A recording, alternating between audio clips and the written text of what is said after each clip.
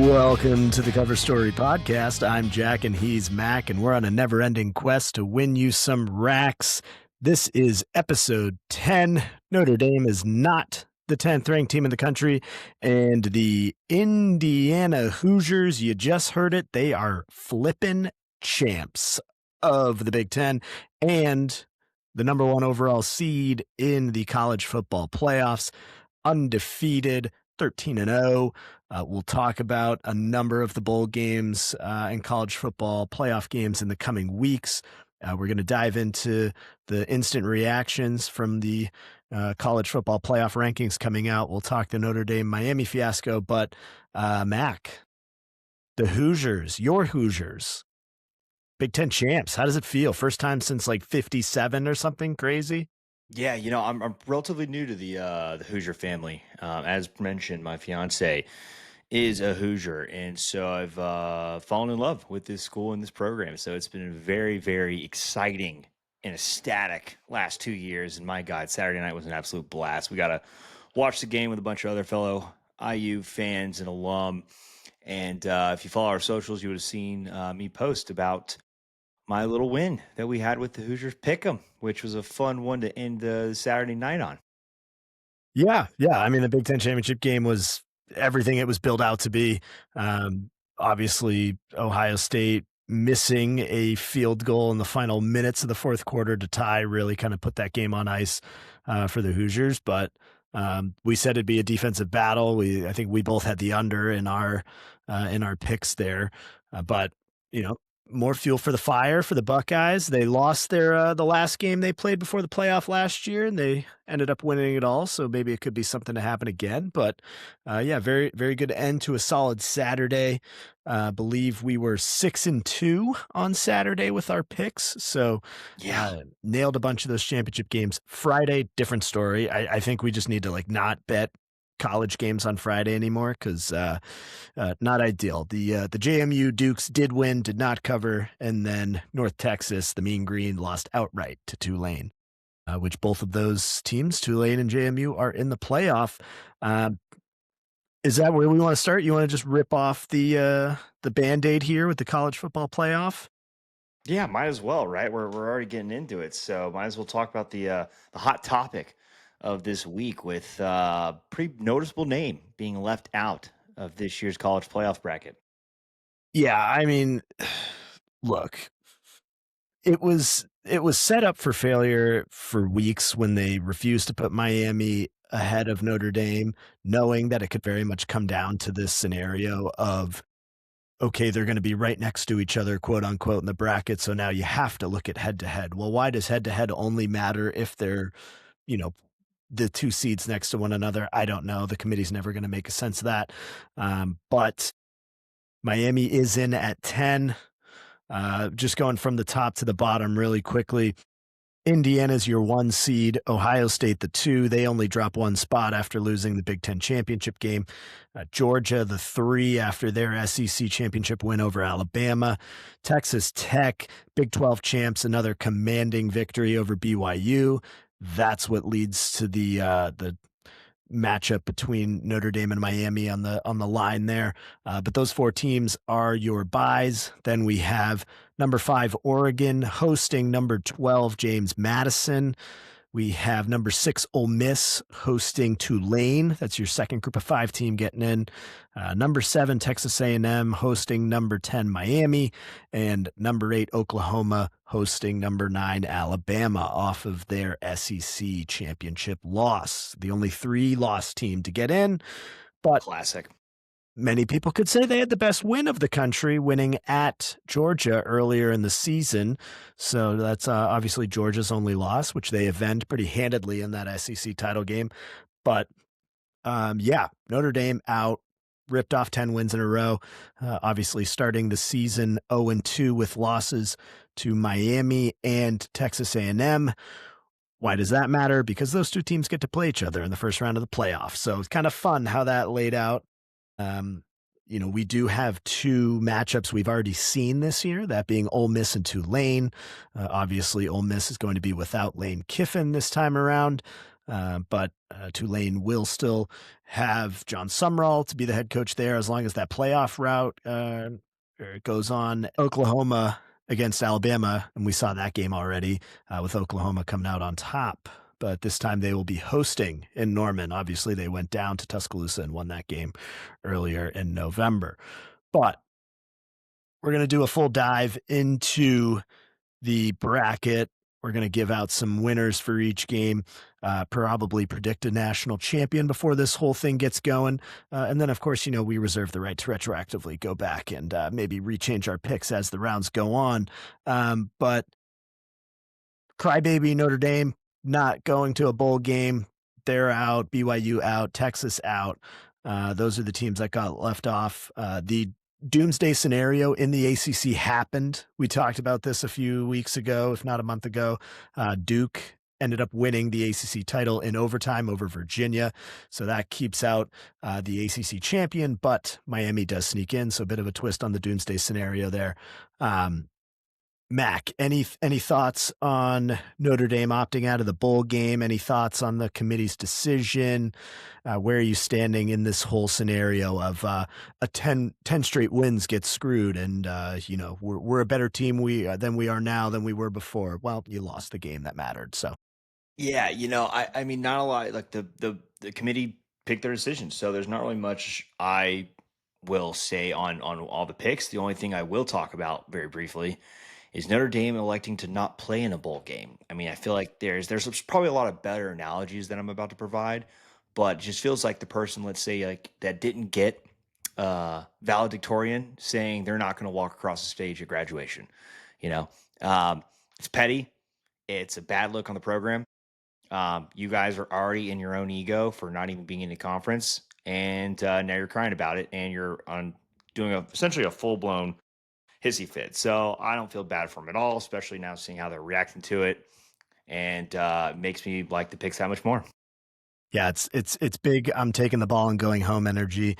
Yeah. You lose on the playground and you take the ball and you go home, which is very funny because Kenny Dillingham at Arizona State, they're going to play in their bowl game. They were in the playoff last year. Obviously, this season didn't end up the way they wanted, but he went out and said, we're welcoming guys to transfer if they want to, and they're allowed to play in our bowl game too, because this bowl game is for the 2025 season. So, he's going to allow players to play in the bowl game, transfer, enter the portal, play, whatever. It doesn't matter. So two very differing opinions there. But yeah, that's pretty much the situation there with college football. We do have some bowl games starting later this week, but not any real consequential games. So we're going to save that for next week. We'll do a full deep dive into the bracket ahead of the playoff, as well as some fun bowl games that are still out there with teams that may have rosters that might be worth taking a look at down the stretch here. And I'm going to task you, Mac, with a little game that we're going to play next week, and it's going to be real bowl game or fake bowl game. And I'm going to read off some Ooh. names, and you're going to have to know whether it's a real game or not. So maybe you study up. I'll give you a week homework there. You know what though? Might be that much more fun if I don't do any research and I go in blind, because at this point I won't know, and that could be just a fun game for everyone. So TBD if research will be done or not. Yeah, yeah, that should be fun. Things you do know though: global footy. We got a Yes. whole lot Yes. going on. Yes. World Cup. We're in. We made it. Group of death. Are we alive? Yeah. Group of life. We made it. Yeah, no, this episode is last week, of course, was a big focus on college football because we had championship week. Being that that is not on the horizon over the next week, we'll be focusing a lot more on European football, but we're also going to be, of course, discussing the 2026 World Cup. And I just briefly want to touch on the draw for those that watched the draw and was sat through that circus of a show that we put on and that the president of FIFA put on. I mean, it could not have been more of an embarrassing showcase. I think everyone in the world watching was just sitting there waiting for the actual picks. I mean, the fact that they had multiple live performances. Lauren Hill, I will say, is the only positive thing that happened before the actual draw itself. That was incredible to see. Other than that, everything was a clown show. Trump got a fake award because he's throwing a hissy fit that he didn't win the Nobel Peace Prize.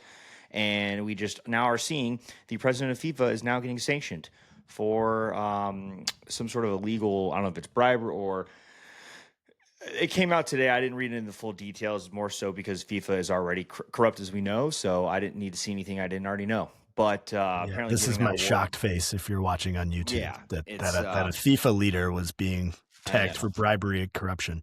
yeah, it's. I mean, the whole thing's a clown show. But the exciting point at hand, we got our draw for the U.S. We already know two of the countries we're going to be playing. And I will say, for our group as of now, I'm feeling pretty good. And that is the general consensus for the U.S. men's group for next year's World Cup. The only thing that does concern me is what we're looking at most likely for the play-in, because the last pick, we didn't have any European countries in the first couple picks, means we have a play-in from the playoffs in Europe. And looking at those teams, Turkey will most likely be that country that will come in. If you are familiar with the U.S. men's national team, we played them in a friendly earlier this year. Not all of our starters were in. Not all of their starters were in either. They did have some of their bigger names, but Turkey smoked us. I also think on paper, Turkey is a very dark horse team in this tournament in itself. They have some ballers. Goulart, one in particular, who plays for Real Madrid, is a stud. And so that's going to be a very difficult country. In fact, I might even potentially wager Turkey, if they advance and are in our group, knowing us, they could potentially win the groups. Something to look out for future prop bets if you want to make some really good coin and do a little emotional hedge if you're American. Betting on Turkey might be a really good play. And if you do it now before they even qualify, the line's going to be that much juicier. I, in fact, actually have it locked in at plus 600 as we speak, just for a purely emotional hedge there. But that's going to be, again, something to look forward to. But overall, feeling confident about the group. All the pundits, as they said, if we do not qualify out of this group, it is one of the biggest embarrassments behind not qualifying for the 2018 World Cup that the U.S. men's national team has ever seen. So we are full well expected to qualify. Not only that, a lot of people are poising us to win the whole thing. So even if we do, we have a difficult road ahead. Potentially could face Belgium after the second round of the knockout stage. So that's just, I mean, I can't wait for these for next summer. It's going to be the highlight of the last 4 years. So excited about that. But Well, before we go, so it's maybe Turkey would be the fourth team. The other two teams are I didn't even mention them, did I? nope. Australia, who, They don't play. Oh, didn't we're, we? Didn't we yeah, draw them or something? We beat we're them, draw feeling, 'em? we're feeling confident about Australia. Okay. Paraguay is the second. Now, that one is a sneaky one. I do think we should be able to beat them. We've recently played them in the friendly. We won that one. They are a tough team, though, especially in the back. So, again, on paper, we should win that one. So, Turkey, I think, is going to be our biggest challenge, but we cannot go into that Paraguay match feeling cocky and confident because, or not, we want to be confident, but we can't be cocky. They could be sneaky good. So, they got some talent on that roster. We got to go into every game as if we're playing against like the number one country in the world. I mean, we cannot go into any match feeling as if it's a guaranteed win. Okay. So beat Paraguay. We're in a good spot. Australia must win. And Yeah. then we'll see what happens with could be Turkey, could be some other random European country. Because if I do know how the structure works, you win your group, you play a second place team from another group. Correct. So Yeah. it's different because there's now it's expanded. We have a lot more countries playing in this World Cup. So Okay. that means there's no group of death really. If you look at all the groups right now. Um, B, as opposed to the last World Cup where there was like third place teams that qualified as well. I need to, and anyone listening in this, please comment in the chat and confirm here. I'm not sure if there's still going to be a rotation of third place teams qualifying for the next round as well. From my Double wild understanding, card. I think because it was expanded, we aren't going to see that. But again, something that we'd have to look into. Regardless of it, though, we should be making it out of this group. If we don't, it's the biggest embarrassment. We need to do a completely restructure of the U.S. organization itself. Um, we're starting to see though Poach again. I've said this multiple times in this podcast. His fingertips are really starting to take shape. We're seeing his style, his method, his mentality now being played through our players, which is very exciting. And it's going to be very interesting to see who he goes with for that final roster because we're now seeing MLS players starting to step up on the international stage, playing for us, and so it's it's gonna be crazy. I'm excited to see. There's definitely a list of MLS players I do not want to see on that roster, but they're still getting called up. So we will see. Okay, so instead of studying bowl game names, I'll have you study the World Cup structure and format. And good thing is you have like 6 months to figure it out, though. Yeah, So we're chilling. yeah. When we have our World Cup special in June, if not end of May in 2026, I'll come correct. Beautiful, beautiful. There definitely won't be any procrastination there. No, But no. we got plenty of footy that's going to happen before June, right? That we do. In fact, we normally recently, or I should say, recently, I've been doing a little tease, right? Giving you guys one or two picks. The rest of them are always going to be on our socials. But being that we're not diving into college football today, I'm going to give you guys some heat. And when I'm talking about heat, we're going to start literally today on Thursday. I'm going to give you a 5-team Europa League and Europa Conference parlay. This is a Hail Mary. This is a put maybe $5, $10 or whatever you're comfortable with on. I myself am going to put more than I probably should, but we like to go for dingers here at the cover story. And I usually avoid Europa League and Europa Conference League like the plague because it's extremely unpredictable. Favorites are never really favorites in these matches, but you know what? We're seeing a lot of different form. We've seen these teams play now for a good 4 or 5 months. We are headed into our heavy rotation time of the year as well. All these clubs are playing more than one, if not three games in a single week. So they're heavily rotating players. But we are tracking this. We are looking at the data. We are looking at the lines. And I am very bullish on this 5 pick. And we're going to start off in Europa League. We got 4 matches today for you guys there, Europa League. First one right out of the gates Real Betis from La Liga Espanol playing at Dinamo Zagreb. Now, Real Betis is playing it away. That line in itself, plus 105. I've talked about Betis on the show before. I love that front three, especially the ex-Man United player Anthony playing Anthony. on the right, Yes, knew that one. Nailed playing on it. the right, playing on the right wing, who, by the way, scored their opening goal for Betis against Barcelona this last weekend. I think they're going against a club right now, Zagreb, who is bottom of the table in Europa League. Betis is in form, so that's my first pick. Real Betis away at plus 105. You can even do that outright as a straight bet if you want to play it safe. Big fan of that. And then we're going to go to a couple of English teams. One, not in the most best of form, but they're playing a country again, bottom of the table, Utrecht, and that is Nottingham Forest playing at Utrecht. Now, this line in itself is minus 130. Nottingham Forest had the talent. They bought a bunch of players this summer. They haven't really gelled well. They had manager issues. Their owner is a bit of a clown. But again, I think with this talent, they do show up in Europa League. I think they're going to be able to get an away win at Utrecht, which then takes us over to another high-flying hot commodity, Aston Villa, playing at Basel. Now, Aston Villa just came off with a massive, massive win against Arsenal this last weekend. Arguably a bit of an upset, but if you look at the way Villa's been playing, their form has been sensational. Arsenal didn't look like they were going to be beaten anytime soon, but they came up and scored a winner at the last minute. Shout out, I think that was Marty Cash, if I'm not mistaken, at least got the opening goal, if not the winner. Villa's high flying. Now they are going to be rotating players. They had all their starters this last weekend. You probably won't see their starting lineup against Basel, but I still think they have good depth. I like them a lot at minus 130. And then we're going to be taking our talents over to France, where we're seeing Lille playing at Young Boys. That's right. You heard that correctly. They're playing a club that is literally called Young Boys. We're So not it's going to make Lil Young Boys. it's literally Lil Young Boys is the matchup. Nice. Nice. And we're going to be picking Lil We here, love just it.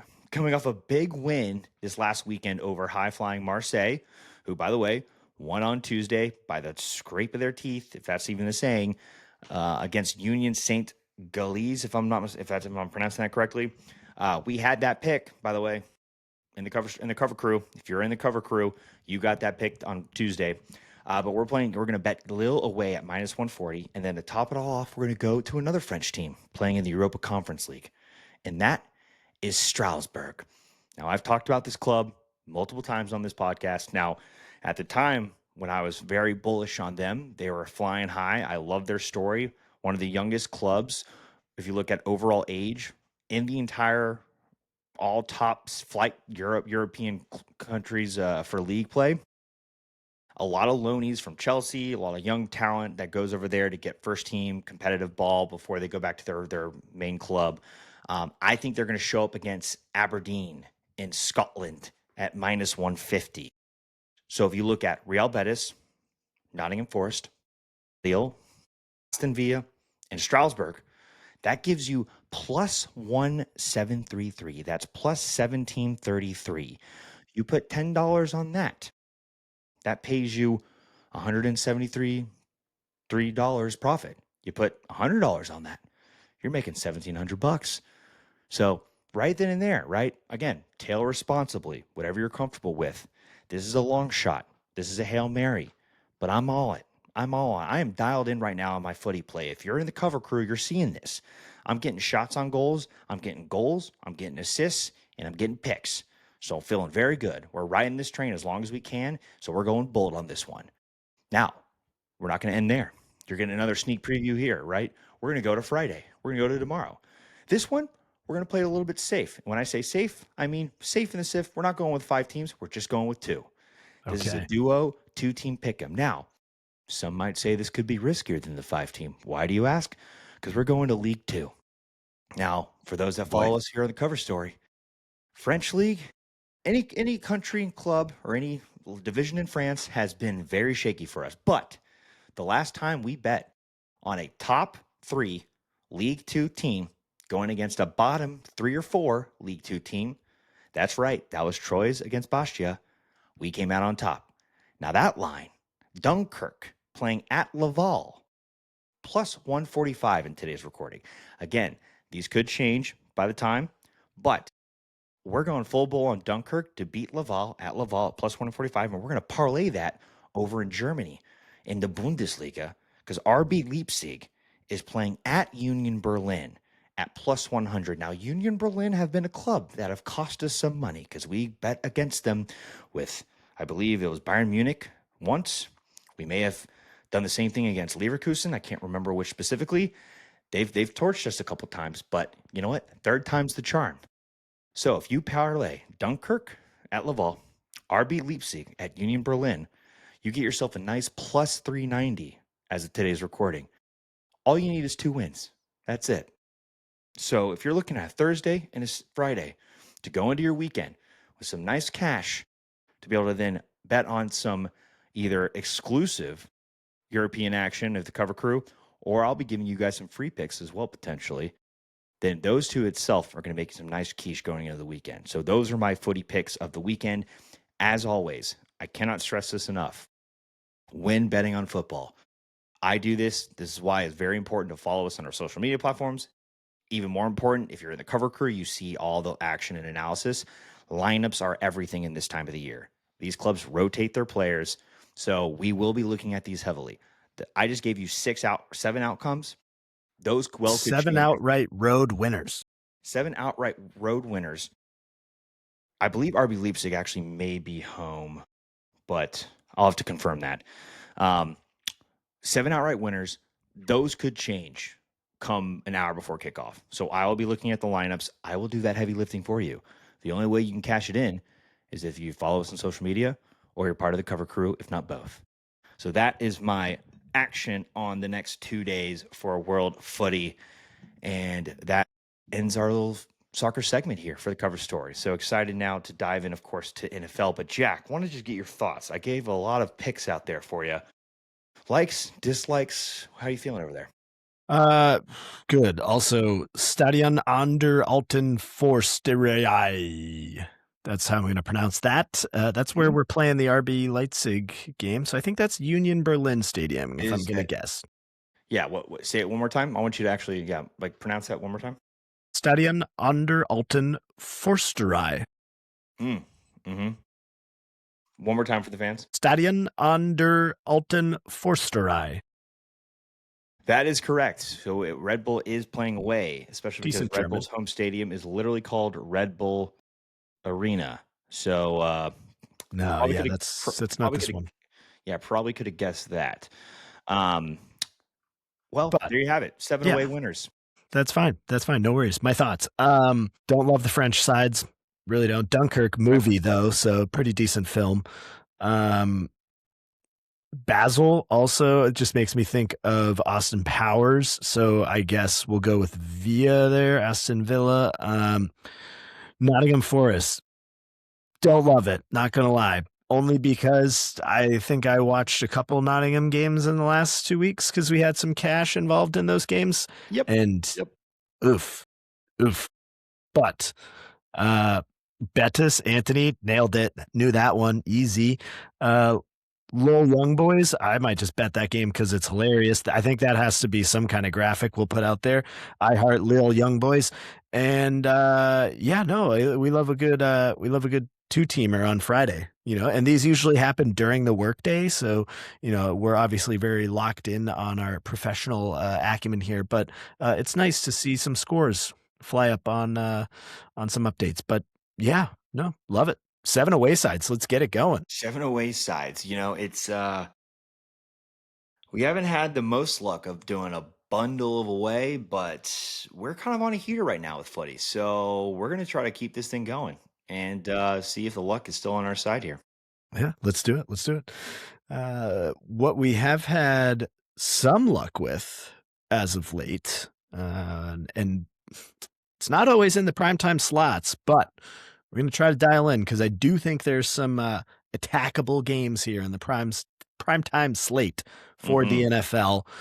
Starting tonight, Thursday night, we are subdued to the Atlanta Falcons once again, traveling down to Tampa to play the Buccaneers. Buccaneers -4.5, over under 44.5. I am sick of the Falcons. Stop making me watch this team. I am begging you. The only reason this game matters is because the Bucs are in a fight for the NFC South title. They've won in the league a few years in a row now. They are tied atop the top spot with the Carolina Panthers. And very weirdly enough, the Panthers and the Falcons play each other twice in the last 3 weeks. So very interesting. But Baker Mayfield, Bucky Irving is back. Chris Godwin made an appearance. Mike Evans is waiting in the wings for his boys to come. Yeah, I don't know. Just give me the Bucks. This game is going to be miserable to watch. Kirk Cousins is still quarterback of the Falcons. But Bijan Robinson's fun. I don't know. I'll take the Bucks to cover and just give me the under because short week. Yeah, no, I'm full bull for sure on Bucks covering that line. I like that a lot. Falcons are so damn shaky, but I do think there is going to be some fun props here. We got some very exciting talent on either roster. Well, I say either. Bijan is that guy. Although Tyler likes to throw in touchdowns here and there to really make things more interesting. So that could be a potential fun one as well. But I agree. I think if we're going to be looking at this and you're just looking for an outright winner, Bucks covering the spread, no question there. I'm with you on the under as well. I don't think it's going to be a shootout by any means. I think that's a pretty easy cover. I mean, we'll see if that changes at all come later tonight, but Bucks covering there, and then could definitely come up with some fun props. I mean, right off the bat, if I'm just gonna like throw one out here and just go with the two touchdown picks that I'm already kind of feeling, you know, give some meat to the people, give a little meat and bone for our followers here at the Cover Story.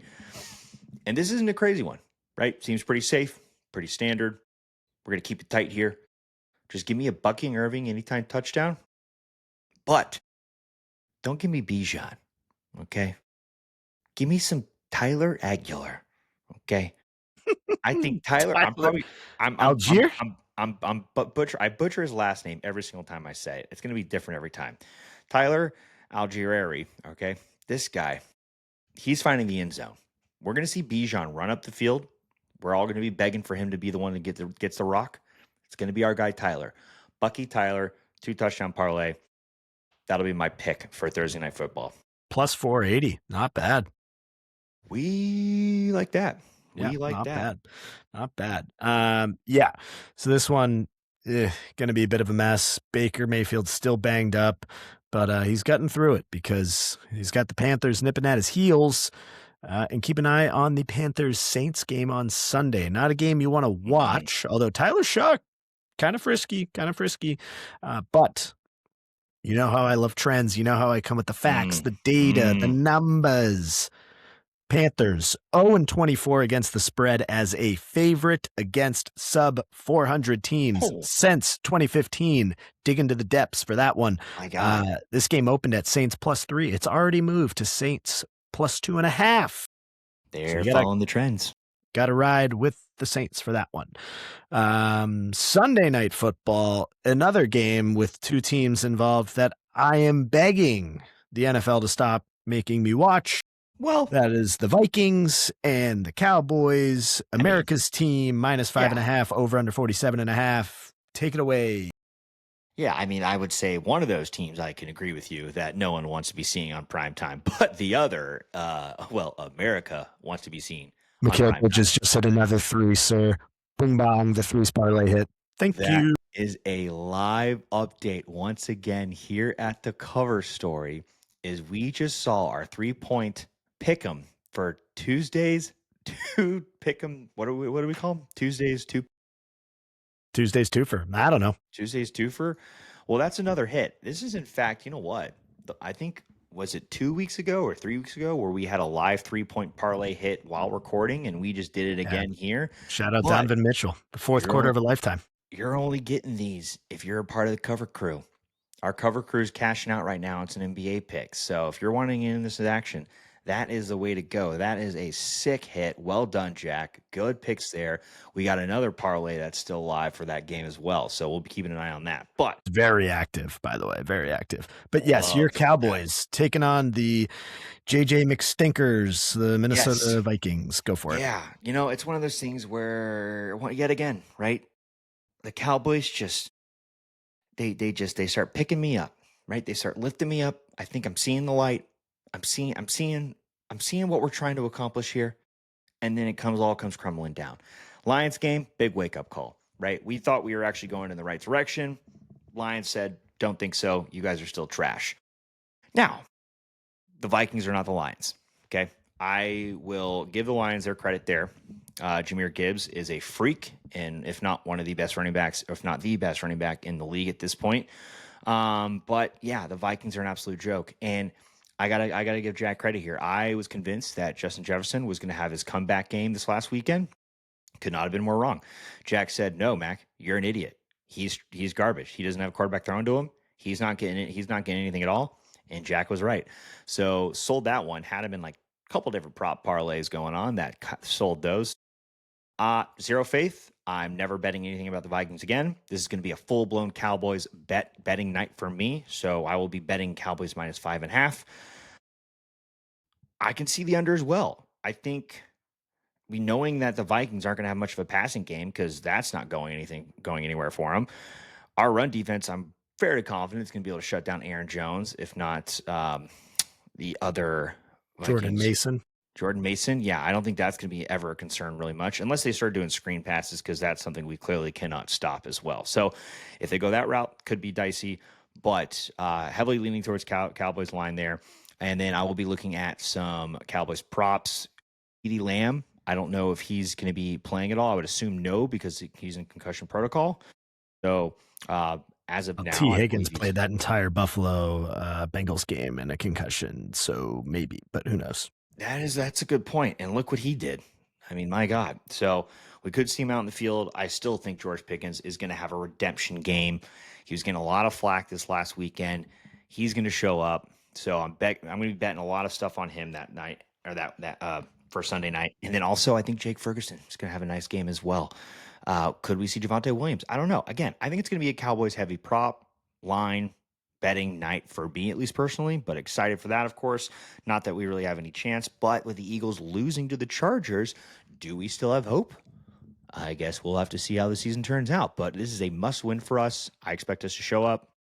Excited for that. But, Jack, what are your thoughts on this one? Yeah, I mean, look, I think Justin Jefferson needs to file a class action lawsuit or a single action lawsuit, whatever, against the Vikings because this is malpractice. They have the best wide receiver in the game, and I mean, I could be out there slinging it to him better than JJ McCarthy.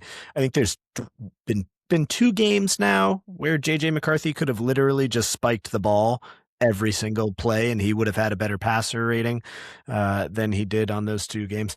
But yeah, he's terrible. I have no idea how Justin Jefferson is just running routes for the sake of running routes now. It's miserable to watch. He's depressed. Yeah, I told you do not do anything with him, and didn't want to listen to me there, but that's fine. Yeah, I'll take the Cowboys to cover the 5.5. This game means way more to them than it does to Minnesota. Um, I trust the Cowboys offense way more than I trust Minnesota's. Now, Minnesota's defense, Brian Flores, I've mentioned that name a number of times on the show. Former D coordinator for the Patriots, former head coach of the Miami Dolphins. He is a defensive guru. I will give him that.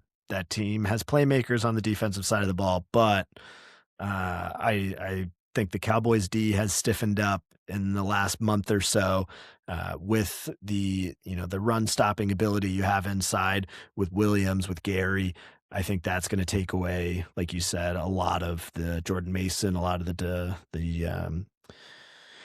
other running game that they have Aaron going on Jones. there. Yeah. Aaron Jones. Yeah, I kept wanting to say Devontae Adams, but I was like, nah, they both played for the Packers at some point. Yeah, no, I hope there's some. I mean, I know there's some great afternoon games on Sunday because this one, yeah, I know you'll watch, but I don't know. Yeah.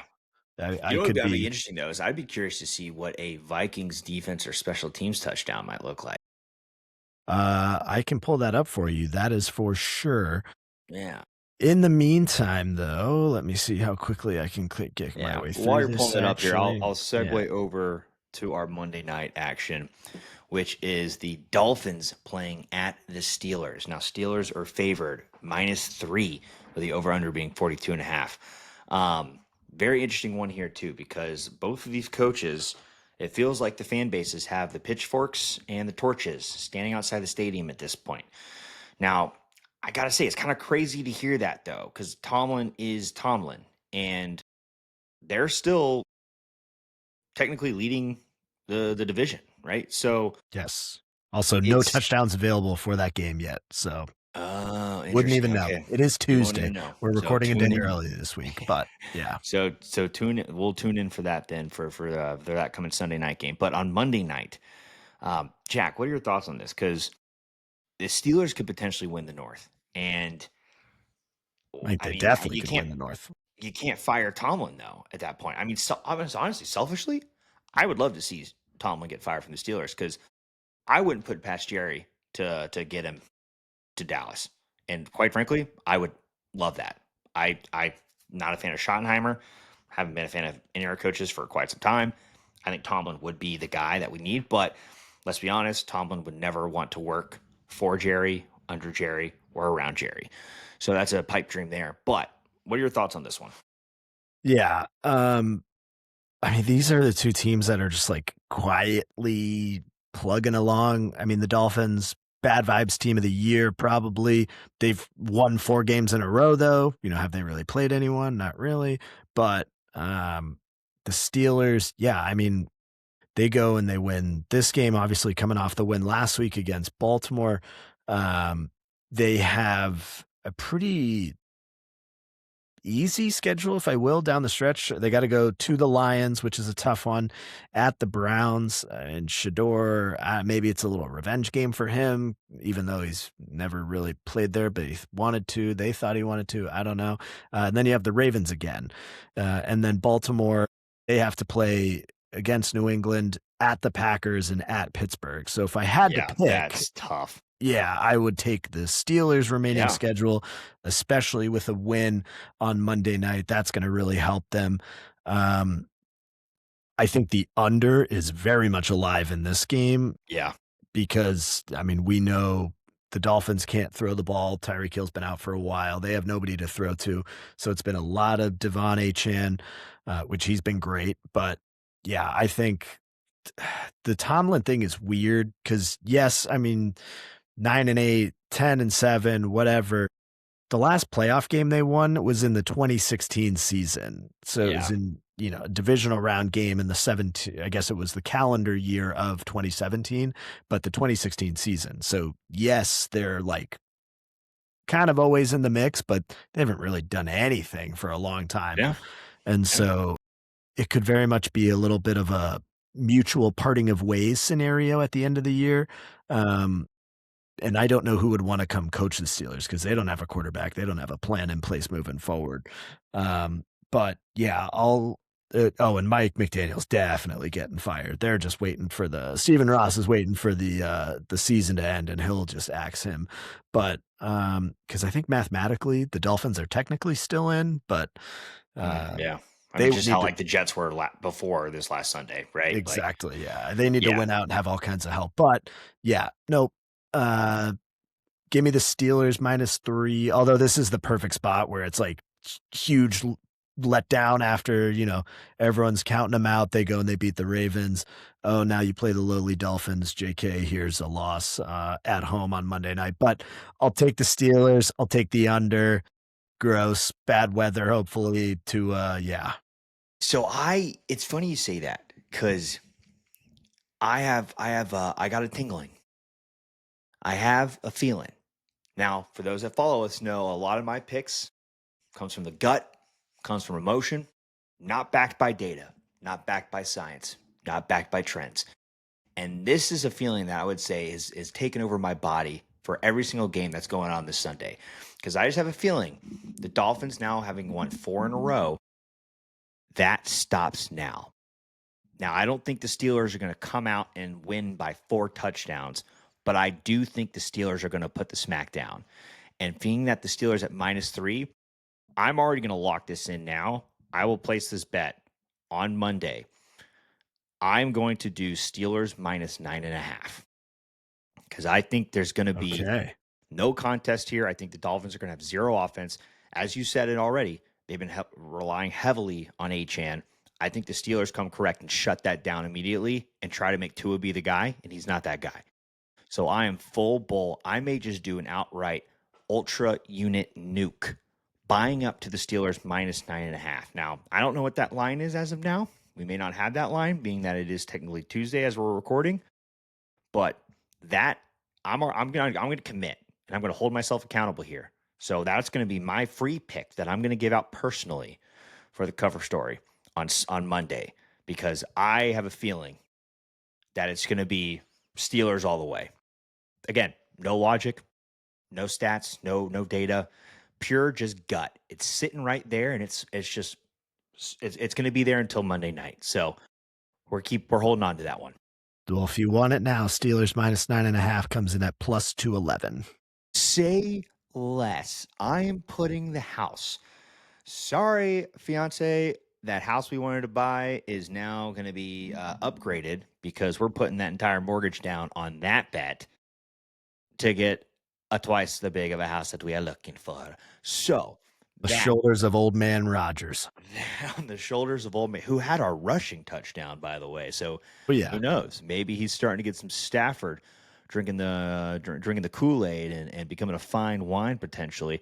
Can't give him that much credit, but the fact that we saw that guy run into the end zone gives me a little bit of juice here. So as I said, Steelers -9.5, buy up +211. Hopefully that line even gets even better. I'm locking that in. Pumped. Okay, well, we will look forward to that on Monday. Speaking of quarterbacks that had rushing touchdowns, Josh Allen and the Bills headed to New England, 1:00 Sunday. We're now heading to the other games of note section as we like. Over under 50.5. Mac, who is favored in this game right now? Bills at Patriots. We are seeing, and quite frankly, is it a surprise? Is it not a surprise? The Buffalo Bills favored at -1.5, which obviously means it's a pick 'em. But I mean, I know Jack, you're going to say the number one team in the NFL, although technically I believe the Broncos are still technically the number one team in the AFC. Is that correct? Yes, but this is a t-shirt and hat game. So, you know what? I'm going to need you to explain that for me because that's actually a new terminology to my earbuds here. Oh, well, see, you're a fan of the Dallas Cowboys for long enough. You don't know what these games are called. So, a t shirt and hat game is bestowed upon the locker room of the winning team when they typically win a division, when they win a playoff game. You throw the hat on, AFC East Division champs, t-shirt, AFC East Division champs, Okay, you know, AFC it conference hasn't been champions. it hasn't been Yeah. too long for the Cowboys, but I'll continue. Yes. Yeah, well, it's been very long since they won a conference, but yeah, that's what's called a t-shirt Yeah. and hat game. So if the Okay. Patriots win on I get it now. Sunday as Yeah. home underdogs against a team they've already beat, coming on, and they are coming off a bye. They've won 10 games in a row. With a win, they will clinch the AFC East title. And we'll talk about the Broncos here in a second, but could very much solidify the road running through New England and the AFC balance restored as the Kansas City Chiefs are no more. What a cute little dynasty they had. The reign is over. But Bills, Patriots, revenge from Sunday Night Football. It's going to be an awesome game. Yeah. I love Yeah. over 50 and a half, not going to lie. I know that seems like a lot of points, but oh man, I think this is going to be a shootout.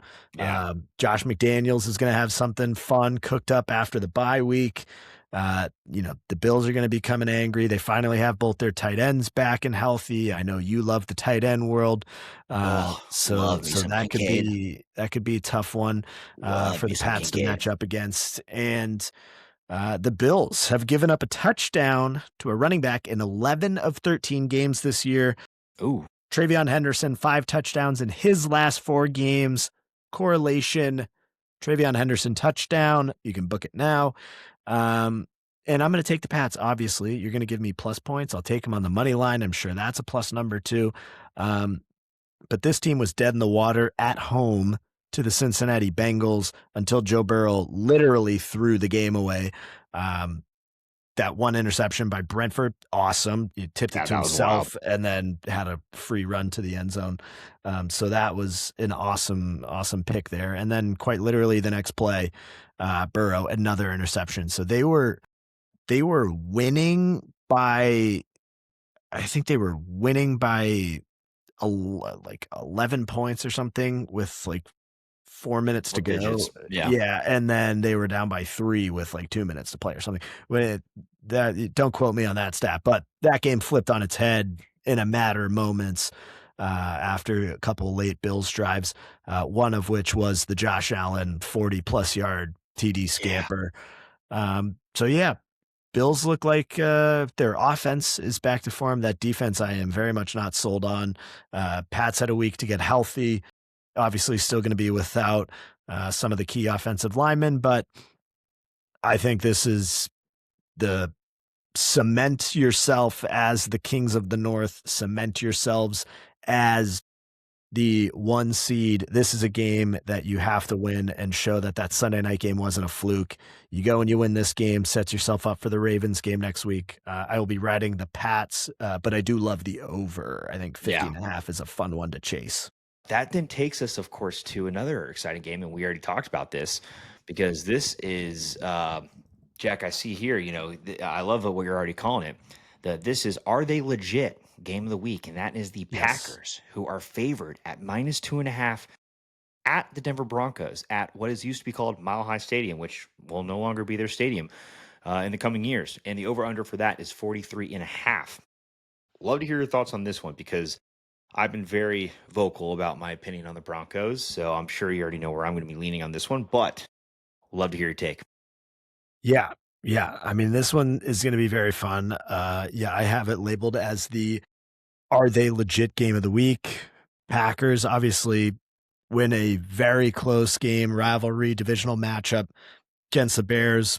Caleb Williams had DJ Moore open for a potential game winning touchdown, misses him, tries to go to the receiver behind him, intercepted inside the end zone. That ends that one. But Jordan Love actually looked pretty good. I'm not the biggest Jordan Love supporter. I've had my doubts about him, but there are games where he looks awesome, and Christian Watson is huge, Dude, and he can run. Jaden dude. Reed is back. Josh Jacobs, everyone knows how good he is. He's been a little bit banged up as of late, but still a very prolific runner. And then the defense, obviously led by your boy Micah Parsons. So that team, when they're on, they are one of the more complete teams in the land, and they are a problem. Flip side, the Broncos. They steamrolled the Raiders last week. That's another quote unquote rivalry divisional matchup game, if you will, but good teams go pound the crap out of the bad teams when they need to. The Raiders are a pathetic excuse for a football team, so I'm not going to put too much stock into that, but we have seen the Broncos play very well. Their defensive unit starting to get healthy as well. They've gotten Singleton back. I believe Surtain is back in the rotation at Surtain a is back. pretty regular rate now, not worried about any snap counts. So, you have that team. Nick Benito is a phenomenal, phenomenal linebacker. So that unit is also one of, if not the best defensive units in the NFL. But then there's old Bo Nix, the everlasting question mark that is Bo Nix, because every time you think he's figured it out, he hasn't. And Nope. he just does the arm punt on second down, which I will never understand. Um, he just gets the wires crossed and he goes off platform, and then he just heaves that thing downfield. And you're like, oh, this is going to be great. And then the camera pans out and there's three defenders blanketing one guy, and it's a 500 jump ball. Until he can stop doing that on a regular basis, I swear it happens every other week. Yeah.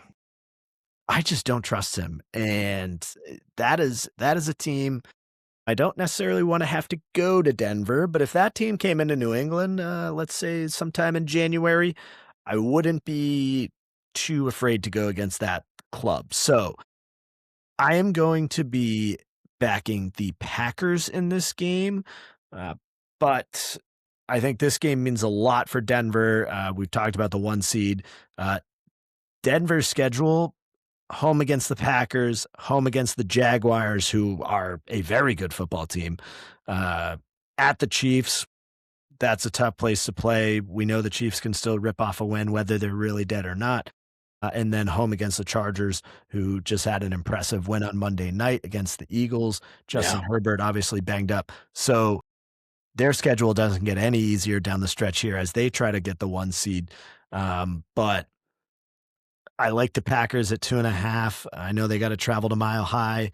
Uh, the under 43.5. It's not a ton of points, but I think that may be a play for me, just given the strength of both defensive units. And I don't know if we're going to get good Bo Nix or bad Bo Nix, and I don't know if we're going to get good Jordan Love or bad Jordan Love. So when you combine those variables, that leans under to me. Yeah. Um, Yeah. so yeah, and maybe a letdown spot for the Packers coming off that Bears win. I think they'll find a way to get it done, but I think this game could be a sloppy one. Yeah. I mean, I like the under. I like that pick a lot. I love the Packers covering. I've said it whether it was last week or the week before. I think the Broncos are absolute frauds. I think they are the worst number one team in a league in any sport that exists today because I don't, sure, give them that defense. They have a phenomenal defense. Texans have a phenomenal defense, but like I'm not picking them to make a run at the Super Bowl. And so my biggest thing, I mean maybe they potentially could. I don't know. Yeah, you had a reaction there, Jack. I Texans don't are see it. dangerous. I don't. Texans are dangerous. That defense That's is not a team I lethal. want to see right now. I mean, their defense, I could agree, but I will stand by my statement as the Broncos being absolute frauds. I don't know, quite frankly, how they've gotten to this record in itself. I think that offense is boring. It's an absolute snooze fest, but they get it done. But they're not going to get it done on Sunday. That's my pick. I think the Packers are going to be able to cover. They could potentially easily cover, but I do agree there's that uncertainty and inconsistency with both these quarterbacks. Is Love going to be the sophomore sensation we saw, or is he going to be a dud? Like, and you never know. They may have to try to lean on Josh Jacobs as much as possible, but that Broncos rush D is also pretty lethal. I'd be curious. I mean, I would assume Sertan's most likely going to be covering Watson, just given his work rate and what we've seen come out of him over the last few weeks. So that could potentially open things up for Reed, maybe even Dowd. Um, my boy Musgrave, I think, is going to get some good action in that game. So I do think there is going to be some potential props. This game, though, personally, just looking on like a prop parlay scares the living day out of me. So I don't even know where we'd go when I want to look at what things are looking like coming into Sunday. But if anything that I will put money on guaranteed today, I could say is Packers covering that spread. Yeah. Yeah. I'm glad we're both aligned there. I think that one's going to be a good one to watch in the 425 slot. Another one that's going to be worth watching in the final game that we're going to talk about in depth is the double QB revenge game, the trade bowl. Ooh, we love this. Lions at Rams -5.5 in favor of Los Angeles, over under 55.5. A lot of fives in this one. I don't know if you could say that 5 times fast. Maybe it means something. I don't know. Uh, yeah, obviously everybody knows the lore of Matthew Stafford, Jared Goff trade. Lions obviously made it to an NFC Championship game. They get dragged from the depths of the 0-16, 1-15 hell that they were in for a number of years, and the Rams go win a Super Bowl. So, been pretty productive for both sides. Mac, what are you leaning in this one? Obviously, two very, very good teams atop the NFC, but one of which people probably think is the front runner to win the Super Bowl. Yeah, I mean, when it comes down to it, because just looking at like what both of these teams are coming to the table with, at the end of the day, right? I'm going to back a QB. I think that's the most rationale kind of decision making process you have to have in this game. And if I'm looking at Matthew Stafford and I'm looking at Jared Goff's getting picked last for dodgeball every single game. I think Goff. I'll throw him in the bum mix with Bo Nix because Goff, only reason he has the numbers he has is because he can just dish it off to Gibbs, who can then break out a 40-yard touchdown, 40-yard run at any given moment. So even with Amon St. Brown, even with Williams, right? Like they got all the talent in the world on that roster, but Goff only has the stats because of Gibbs. And so not saying that Rams are going to be able to figure that out and stop it. So Goff probably will put up some decent numbers in this game. But if you're looking at just pure talent, Stafford takes the cake over Goff any given day of the week, even at that age. So 5.5 does scare me. Not gonna lie, that is a tough one to pick. But again, if I had to pick either of these teams, I'm going to be picking it because of the quarterback, and I'm picking Stafford all day over Goff. So Rams would be my choice. Covering 5.5. I mean, if they are going to win, I don't think it is going to be like a field goal game, but at the same time, I do think it's a coin toss. So for my pick, it's Rams. I will take that. I do like the over under as well. I think we've seen that hit pretty consistently. I mean, the fact that the Lions and the Cowboys shattered that number on its own as well. I think the Rams could easily do that. I think they're even more high powered offense than the Cowboys are. So I love the over on that. Throwing the Rams money line, I think with the over, that should get a pretty decent line there. So that would be my pick for the game. But we know there's going to be some fun and juicy props that we are going to be able to play around with. So that is another game that I'm looking forward to getting some prop bets in, because just the Bills, Pats, and Lions, Rams, just those two games alone, we could have a field day with props. So very, very excited about this upcoming Sunday. Yeah. Yeah. I mean, 55.5, that is the highest total of the week in the NFL. I love it. I like, why not go chase that? I mean, we saw Jahmyr Gibbs score 3 touchdowns on Thursday night. He, in fact, scored his 45th, 46th, and 47th touchdown in the NFL to tie Barry Sanders' record for most touchdowns under the age of 24. He is still the ripe age of 23, which is bananas. Nuts, dude. He's a freak. Puka Nacua Yeah. got his first multi-touchdown game of his career last weekend, which is bananas. Wild. Yeah. I saw that stat. I was shocked. Yeah. So obviously both of these offenses can get it done. Detroit's defense has been banged up in the secondary. So, Puka, Devontae, your boy Colby Parkinson could probably be seeing some touchdowns maybe, although he's probably going to get lined up across from Jack Campbell from the Lions on the linebacker side of things, so could be troublesome. But Yeah, I yeah, think the fact that we saw, I mean, I don't remember Ferguson's stat line on Thursday night. He didn't see the end zone, right? no, So, no, um, I will say I called Parkinson touchdown last Sunday. I will not be doing that again on this one. okay, But I am going to be curious though because Puka had the game that he had and Devontae getting skunked. Maybe Devontae anytime touchdown line goes up a bit. yeah, yeah. Two Blake Corum touchdowns, one Kyron touchdown, and two Puka Nakua touchdowns. So yeah, I think I do like that Rams money line over scenario that comes out to plus 166. That's a pretty good line to look That at. is lovely. Um, but yeah, just the story of two quarterbacks, like you said, Matthew Stafford obviously having an MVP type season, along with another quarterback that's going to have a big game on Sunday. But just looking at this matchup since the trade, we've seen this game twice already before. Matthew Stafford averaging 31 completions, 325 yards, two touchdowns, a half an interception. He's only thrown one in the two games, and he's only been sacked twice. Sorry, three times. Um, he's got a passer rating of just under 100. Now you go to the other side of things. Jared Goff, 20 completions. He's averaging 62.5% for 242 yards. Just two touchdowns in both games there. So just one touchdown, and he's averaging 1.5 picks and getting sacked twice a Shocker. game. So yeah, if you're gonna lean on the quarterback, Stafford has had the better of the matchups. Now, could you argue it's probably because they've had the better of the teams? Probably. But seems that Stafford kind of has that Detroit number, so we can be on the lookout for that. But that brings us to two final games. They don't really mean anything. We're not going to touch on them a lot, but they could be worth watching because they involve some teams that you're going to be seeing later down the stretch. So if you want to get some eyes on some potential playoff teams, that's the Cardinals at the Texans.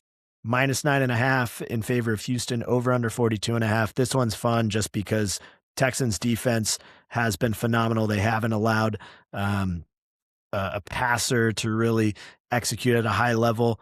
All Jacoby Brissett has done with the Cardinals is throw the ball. So if there's no Marvin Harrison, take every Michael Wilson prop you can because Yeah, Jesus. he's on pace in an 18 game season without Harrison. I think it was about 220 catches, 2,100 yards, and 23 touchdowns. So yeah, that would be something I would take if I could. And then Chargers at Chiefs -4.5 in favor of Kansas City at Arrowhead, over under 41.5. Chargers mini bye coming off that Monday, or sorry, their short week, I should say, coming off that Monday night win. But Kansas City pretty much just hanging it up. If this one goes down, they're already under 500, but the Chargers need this one in order to keep pace in that wild card hunt. Couple games worth keeping an eye on, but no real in-depth analysis there. Yeah, I mean, I right off the bat, I'll just say I would be fading Brissett all day and every day because that bastard, absolute bum, cost me a six prop parlay to win potentially five figures because all I needed was one more Trey McBride catch. Last drive of the game, they're on like the 8 yard line maybe, or maybe at least they're in the red zone. He rolls out.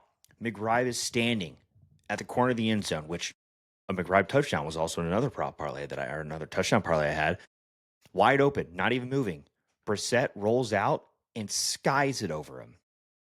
And after I saw that, he's dead to me. Never going to touch anything revolving him ever again. Give me the Texans to cover. I'm going to be betting on sacks just because I want to see him sacked as many times as possible. So Boy, that'll be a fun one to go after. And yeah, Chiefs and Chargers. That's a fun one. I mean, the Chargers showed up Monday night. So the fact that they're unfavored 4.5 could be a little interesting. I mean, every time we keep thinking, this is the time the Chiefs are going to bounce back, we're expecting it to happen. It doesn't happen. So I don't know. Maybe they are due. I think that's a bit of a coin toss, but that could be a fun prop day for us. So we'll see where we would lean on that day. Yep. Well, as always, keep an eye out on the socials for all of our picks, all of the free picks, anyways. If you want the full slate, go join the cover crew. We have the link in our bio. Will be in the show notes as well for this one. As always, thank you for listening. Thank you for watching. Go follow the show. Tell us what you want to hear more of. We've, been dabbling in the NBA here and there with the NHL, but obviously still focusing on the American and global football schedule as we get deep into playoff season. But Mac, any final words for the listeners before we wrap? Yeah, no, one final thing, just specifically for the cover crew. We are at full capacity for the Founders Pass, but we opened it up to get some additional people in last week. Those slots are already filled, but I think it'd be kind of fun. I'm gonna do this. I'm gonna throw this out there, and I may post this little clip so you guys can see this. I may open up the wait list on Founders, and if you put yourself in the wait list, if you direct message us a funny joke and I like it, I will give you the Founders Pass. So that means you'd be saving $20 a month. You'd be literally taking off our monthly pass, taking $20 off a month on that. So big price difference there. Join the wait list, DM us a joke. If I like it, I'll let you in. So something for food for thought there. Could be a fun little way to save yourself some money while making money all at once. Yeah. So amuse Mac, save yourself some money, and take some away from us. So there you go. It's a win-win scenario for everyone involved. That's going to do it for episode 10 of the Cover Story Podcast. As always, tail responsibly, fade if you dare.